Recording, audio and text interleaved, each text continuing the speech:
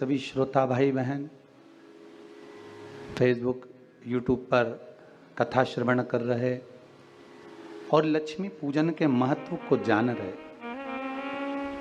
सभी श्रोता भाई बहन को दीपोत्सव की दीपावली की पावन बहुत बहुत बधाइयाँ।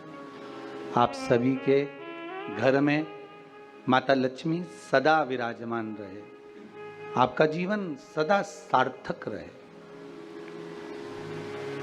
वैभव, धन, दौलत, संपदा, सत्ता और भगवान की भक्ति आपके जीवन में हमेशा बनी रहे।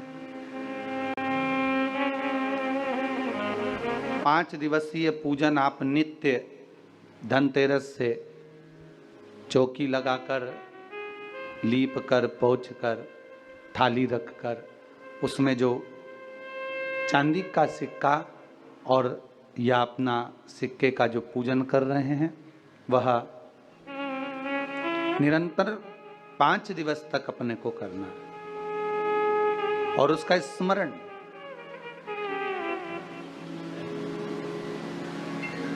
भगवान की अविरल भक्ति को धारण करने का, भगवान की अविरल भक्ति को प्राप्त करने का, लक्ष्मी को प्राप्त करने का जो साधन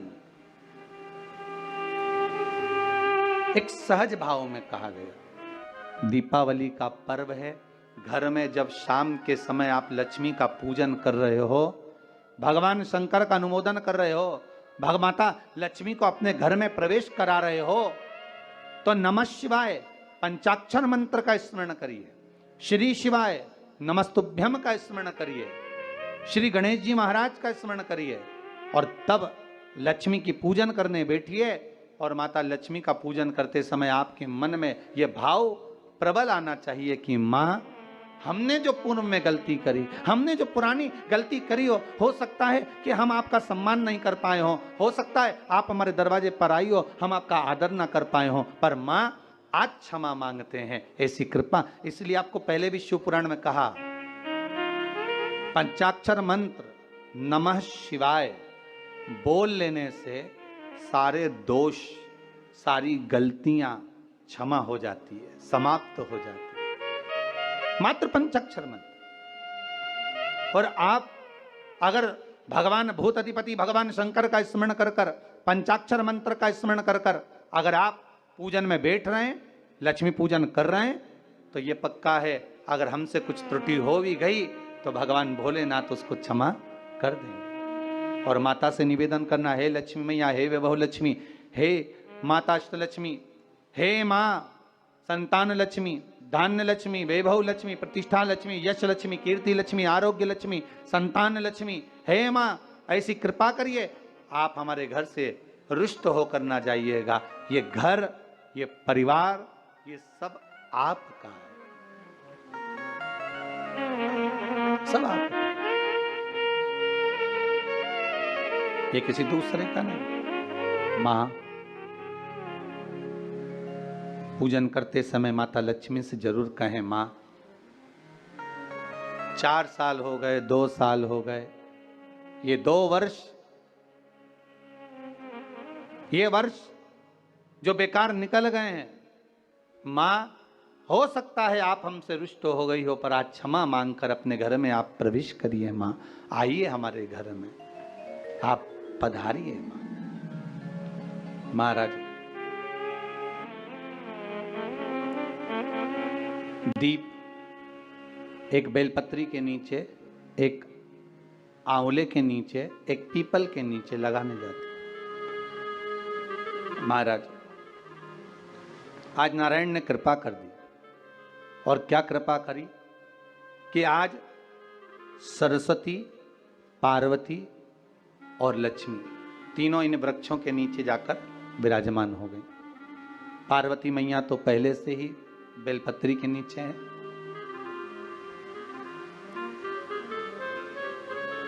स्वयं सरस्वती मैया, लक्ष्मी मैया आंवले और पीपल के नीचे विराजमान हो गई। अब आज तीनों देवियों में बात हो रही है, आज तीनों देवियों में चर्चा हो रही है कि यदि आज अगर कोई दीप लगाने आया और पहला दीप जिसका लगेगा तो ये पक्का है कि मैं लक्ष्मी उसके घर में प्रवेश करूंगी।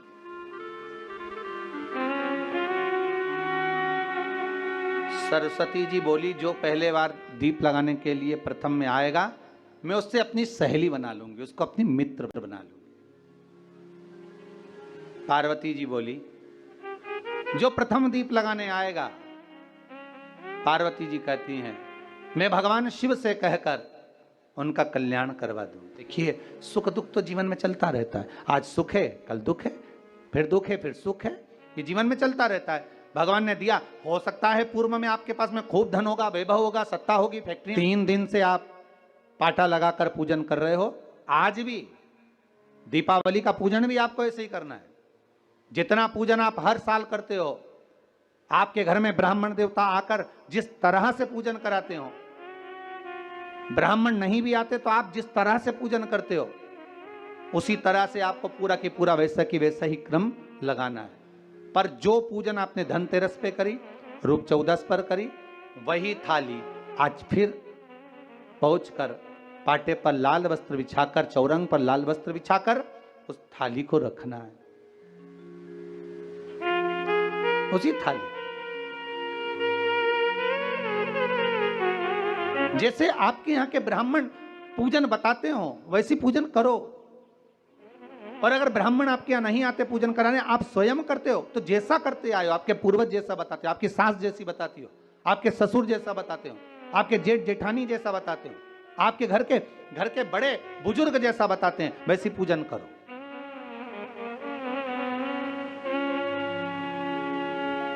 ज्यादा आडंबर करने की जरूरत नहीं। जैसी पूजन आप पहले करते आए हो, आपके सास ससुर ने बताई हो, आपके घर के बुजुर्गों ने बताई, वैसी पैसी पूजन करो। बस इतना जरूर याद रखना कि घी का दिया और तेल का दिया, ये दोनों दीप दीपावली के दिन रात्रि को अखंड जलना चाहिए। एक रात्रि अखंड जले।